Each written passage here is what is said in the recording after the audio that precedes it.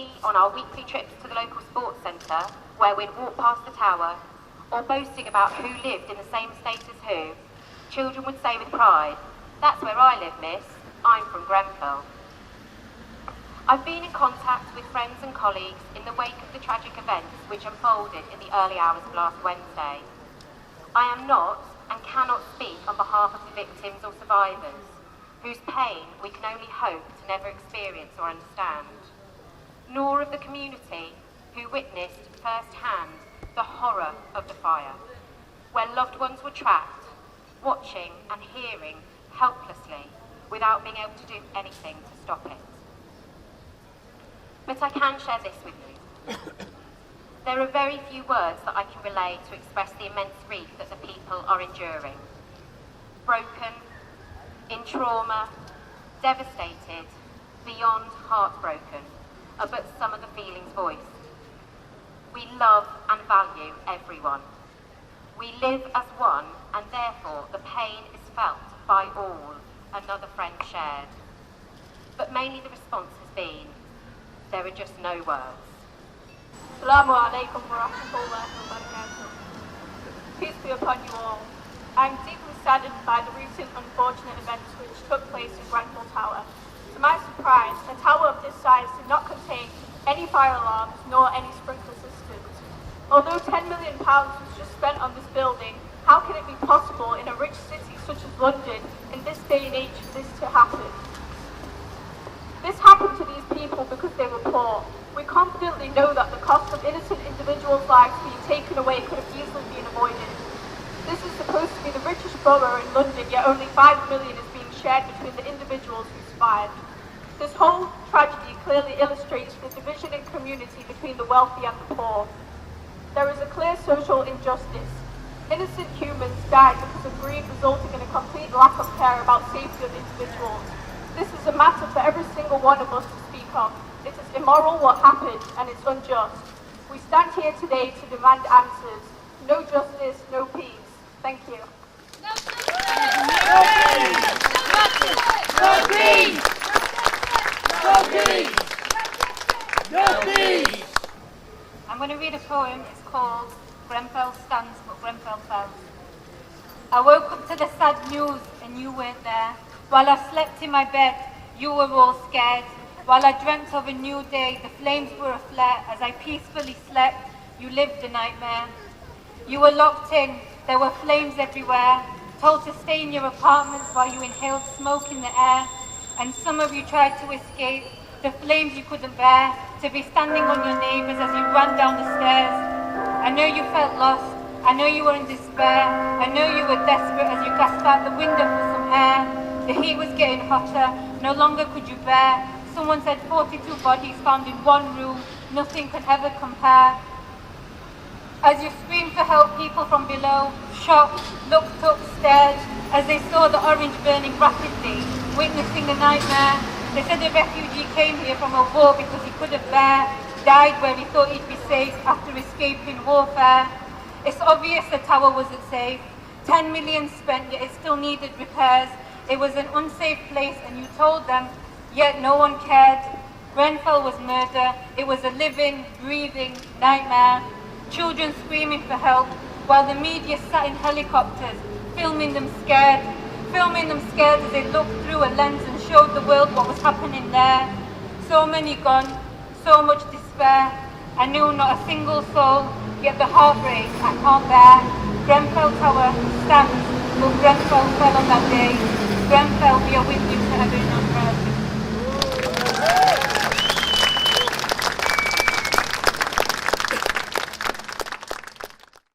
What I'm saying is that I'm emotional along with the entire country right now. So I can only really speak from my heart on what I sort of understand. But it's all very, very confusing right now. I mean, like, from what's just happened with the government and the elections to the onslaught of attacks is very confusing. It's hard to put together, it's hard to get your mind right. And we have to speak, but it's hard to know that we know what we're talking about when we're being fed strange information. And on top of life in general, it's a lot of stress. But since the fire, I've heard a lot of questions. And the question I hear the most is how? How did it happen? And how did you have people in the area, because we use social media. So before I really saw on the news, we had people in the area already telling us the deaths were in like huge numbers. Then had the news come out and say it was like 12. And you're thinking, which one is correct? The people that are there, live there, and have seen the building go up in flames and managed to get out, or the news that seems to have an agenda most of the time. It's hard to, it makes you lack trust, and it makes you kind of almost go a bit mad in your head, man. And according to witnesses, they were saying there was time to escape. A lot of people said there was time to escape, but protocol suggested that they should stay in their home. But I don't think they accounted for the fact that this cladding was put up, and that caused what they say started off as a fridge fire, which apparently was actually put out initially. So I don't know how the other fire went up the building like that. But what should have just been normal protocol ended in hundreds and hundreds of deaths that they're treating as missing people, which is also confusing because it's good that we're donating, but it's hard to know where the donations are going when there's people that remaining missing.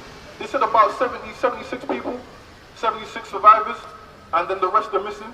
If they're still in that building, truthfully, they're probably dead because we all saw that building go up in flames. So it's strange that the media were treated this way. And it's also strange, like, it's very, very, very sad what happened recently in Finsbury Park. I was scared myself, I got family around there. But it seems that the news is jumping on that and leaving behind what happened in the Grenfell Tower situation.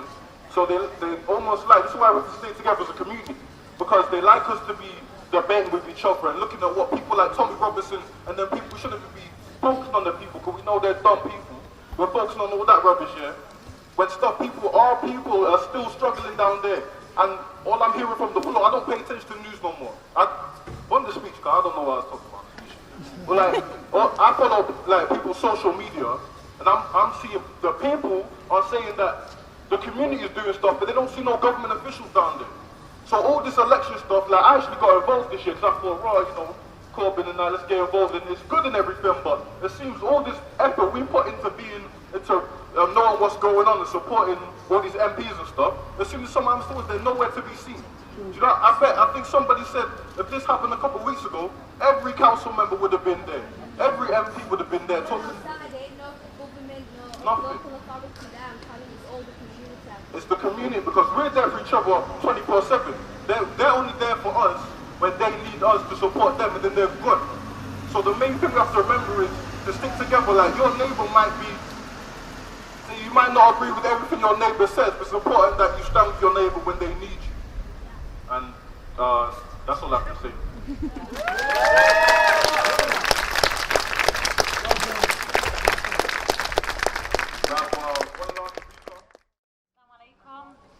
Good evening to you all. My name is Shazana Hafiz, and first and foremost I just want to say a big well done to the younger generation, Ross and crew that have put this together. It's amazing to see the younger generation stand. Bodies of children, displaced families and homes, families still waiting for confirmation on missing victims. It was a majority Muslim, tower block, coloured people. It was a community of people. It was families. It was humans. It was. Theresa May should be ashamed of herself. She should be ashamed. Her response, or lack of, rather, spells out to us very clearly that this woman has no regard for the poor people. She has no regard for the Muslims and their lives. And she has no remorse. And her response has shown this through her inaction. I have had direct contact with volunteers on the ground, and they speak of harrowing accounts. I'm sure many of you will have watched the videos that have come out following this tragedy. She says she was advised not to come out due to security concerns. Well, only if she applied that concern to the lives of those that were burnt down. Media says 10, then 17, then maybe 53, or perhaps 70. Look at the images and the footage from that block. Just look at it. The death toll is in its hundreds. As the young Muslims make their way home from Taraweeh prayer in this blessed month of Ramadan, they saw that building was on fire and ran in and banged on doors and said, "Get out." Those that got out did, and the rest were advised to stay in. Within an hour, Grenfell Tower had become an inferno. My question is, why?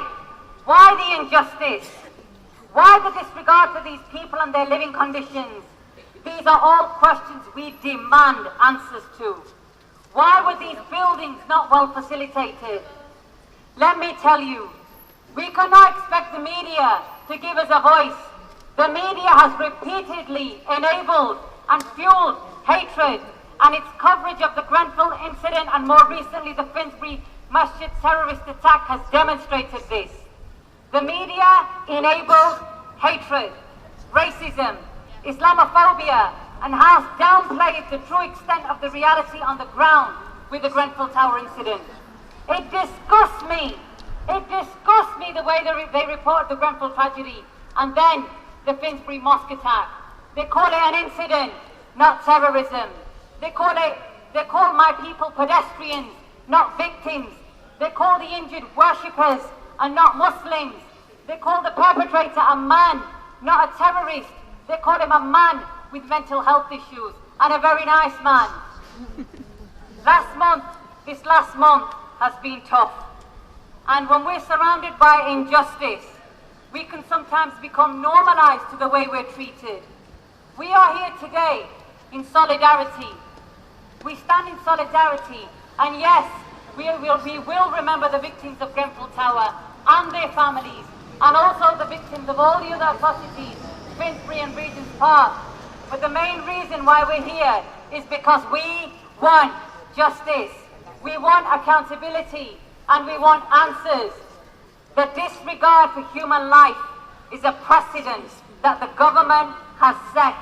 The disparity between rich and poor, the constant discrimination of Muslims through counter-extremism measures, the blatant two-tier system currently in place, discrimination of refugees and asylum seekers.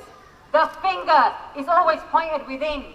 I think it's time we pointed that finger back and demanded some answers. Enough is enough. No justice, no peace. No peace! No justice! No peace! No justice! No peace! The community spirit has demonstrated that despite the media bias, the response has been one filled with compassion, bringing together unity and people from all walks of life. Let's build this movement to reframe the reality on the ground. Your unity is more compassionate and powerful than the government response. Don't forget that. I leave you with the words of Brother Malik al-Shabbaz. May he rest in peace. Malcolm X. If you don't stand for something, you will fall for anything. Stand and keep standing till every voice that has spoken out from the families and friends of the Grenfell victims resonates. No justice, no peace. No justice, no peace.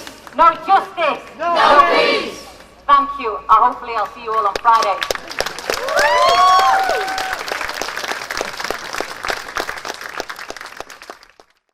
I was going to mention also that it seems even the news that is showing the community helping each other, it seems to be missing out. They're not mentioning all the groups that are helping. When you look into the groups that they're mentioning that are helping as a community, it seems to be the council-led groups and not the community-led groups.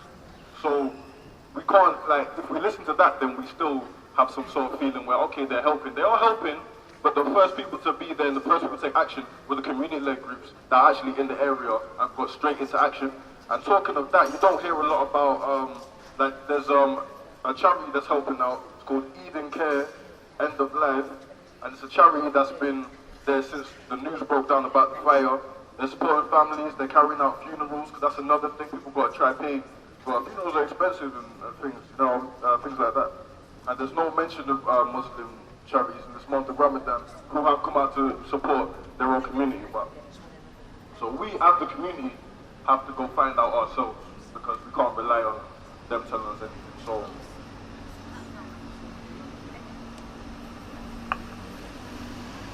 There is an organisation in London called the Zakat Foundation. You can add me on Facebook. I'm Shez Hafiz. I'll post details on there. They are on the ground. They distribute money. They are helping victims.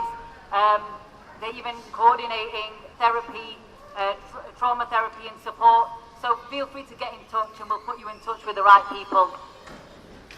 Cool. We're gonna start the 1 minute silence.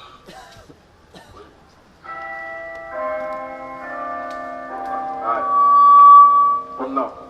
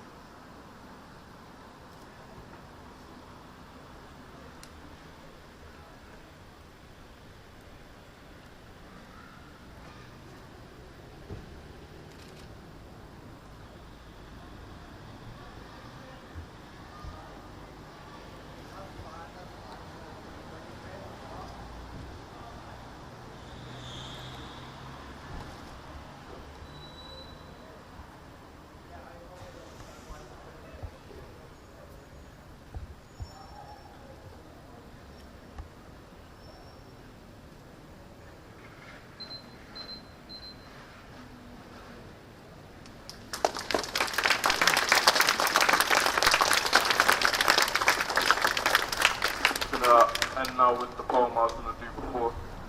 I saw heroes. From smoke and pain they rose, and hope and change was the way they chose.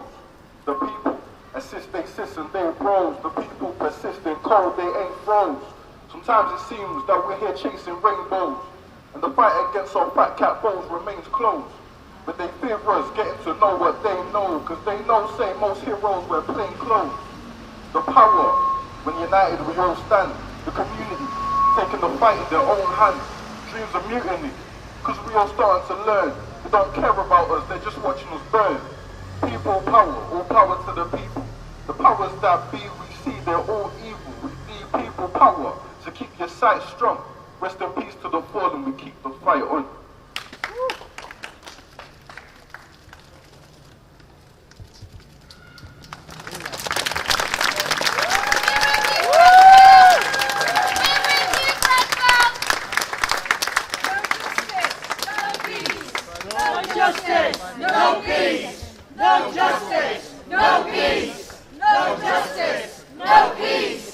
No justice, no peace.